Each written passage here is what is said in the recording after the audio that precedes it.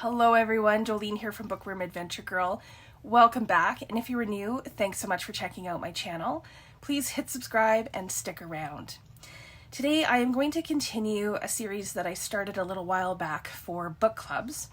I've been sharing the books that my own personal book club has read over about a decade together, and I've shared fiction books, non-fiction books, and humor books so far. And today I am going to share 7 Indigenous books that we read together that I think were all really good for conversation. And then of course these books are also just good for anyone interested in these topics and stories. So I'm going to start with The Right to Be Cold by Sheila Cloutier Watt. So from my pile here, this is the one that I would say we liked as a group the least.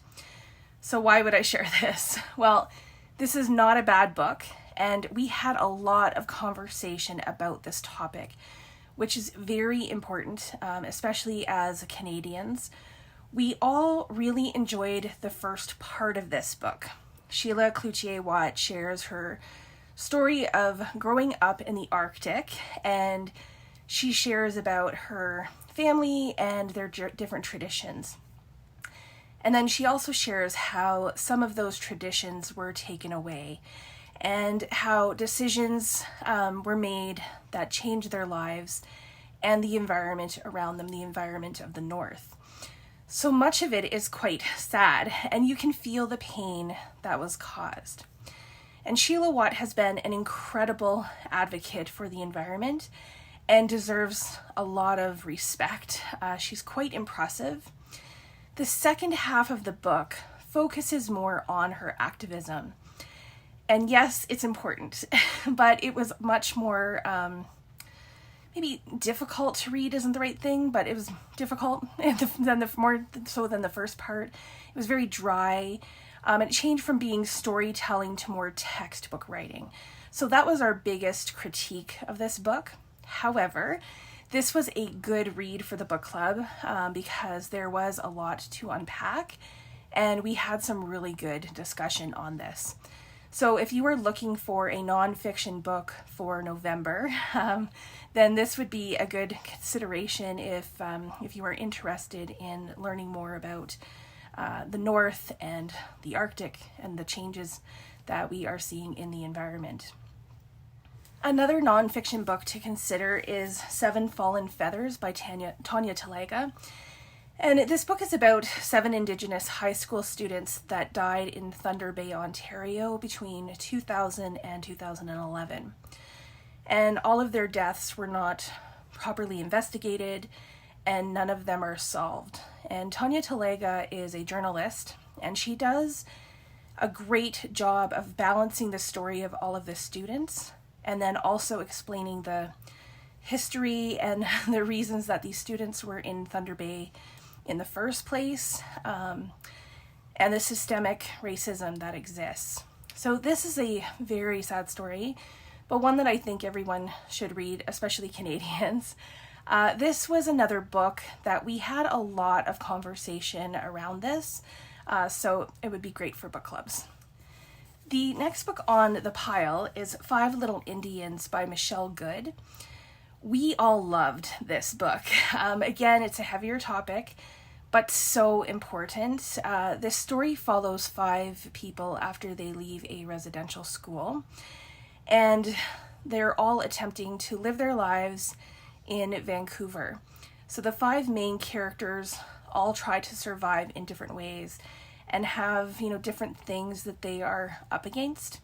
So this is a really good book for understanding the trauma and intergenerational trauma that residential school survivors experience. For this particular book, we were very lucky, and we had Michelle Good join us online for our discussion, which was just so great.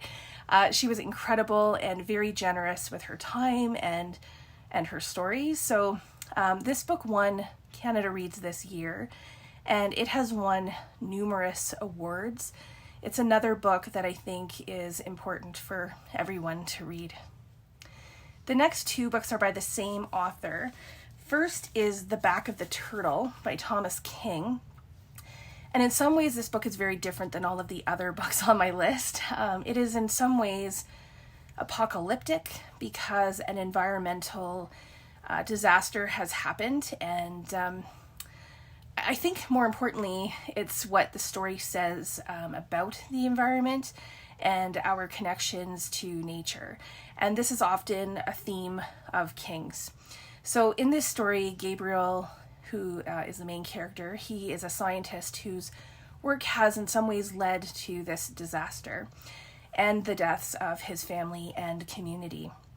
And he returns to the reserve with the plan of taking his own life, but he actually ends up saving others. Now, the really neat thing about reading this book with the book club was that we all got something completely different from this story. We thought different things about some of the characters, which gave us all like just a different perspective on what was really happening. And so when we talked about the book, it was a very enriching conversation. The other book that we read by Thomas King was Indians on Vacation. This book won the Stephen Leacock Award for Humor in 2021. And as I've mentioned before, we would try to lighten the mood once in a while by picking a lighter book. So I'm not sure that I would consider this a humor book, although Thomas King does have a great sense of humor, and it often comes out in his writing. This book is about Bird and Mimi, who travel to Prague and Budapest, and it's about the adventures that they have along the way. I will mention two things that we talked about, I'd say the most with this story. And first is the storyline of them following postcards that an uncle had sent them. So this storyline is not really well executed and it's almost forgotten. So we talked a bit about that. And then the second thing, and the thing that we talked, I would say, the most about, was how mental illness was handled in the story. So it's done in a very unique way, and it's another example that we had different thoughts about it, and that part of the conversation also really made me appreciate the story, I would say, even more. The last two books are also by the same author, and the first one, I'll have to put a picture up, I forgot to grab it, is Medicine Walk by Richard Wagamese, and as many of you already know, he's one of my favorites. This book is not my favorite book by him, but it's a really good book just the same. This is about an estranged relationship between a father and son, and when the father is dying, he asks the son to take the journey with him into the mountains so that he can be buried in the traditional Ojibwe manner. So it's on this journey and in their time together that we learn about the father and son, and they learn about each other as well. It's quite a beautiful story with very beautiful writing. And that leaves me with the last book, and one that I've already said will be in my top books of the year, and that is Ragged Company by Richard Wagamese. This is another one that everyone in our group really enjoyed. When we had talked about it as a group, I actually hadn't quite finished it yet.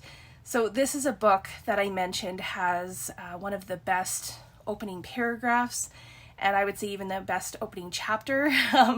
Wagamese definitely knew how to write. He knew how to tell a story and to make you part of it.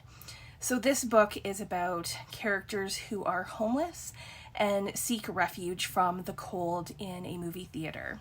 So they become a kind of found family, and their lives change drastically when they find a lottery ticket that's worth millions.